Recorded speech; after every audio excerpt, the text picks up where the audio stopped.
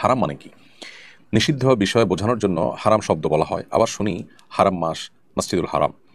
একটি টেলিভিশন চ্যানেলে এক আলোচক বলেছেন, ২ হারামের উচ্চারণগত পার্থক্য আছে। উচ্চারণগত পার্থক্যটা অর্থসহ বুঝিয়ে বলবেন প্লিজ। দেখুন, হারাম মানে নিষিদ্ধ, আবার হারাম মানে সম্মানিত। মসজিদুল হারাম মানে হলো সম্মানিত মসজিদ। হারাম মাস, আশহুরে হরম মানে হলো সম্মানিত মাসসমূহ। তাহলে একদিকে আমরা হারাম শব্দের অর্থ দেখতে পাচ্ছি নিষিদ্ধ, আবার অপরদিকে আমরা দেখতে পাচ্ছি হারাম শব্দের অর্থ সম্মানিত। এই ২ হারামের মধ্যে কোনো হা বা যে বর্ণটি আছে, এই হা অক্ষরটির উচ্চারণের মধ্যে কোনো পার্থক্য আছে কিনা? বড় হা, ছোট হা এরকম কোনো উচ্চারণের মধ্যে পার্থক্য আছে কিনা? বাংলা যেরকম প এবং ফ, এই দুটোর মধ্যে পার্থক্য আছে। ব এবং ভর মধ্যে পার্থক্য আছে। বাবা এবং ভাবা দুই জিনিস। তো এখানে হারাম অর্থ সম্মানিত, আবার হারাম অর্থ নিষিদ্ধ, এই দুইটার মধ্যে হার মধ্যে হা বর্ণের মধ্যে কোনো পার্থক্য আছে কিনা? বড় হা, ছোট হা?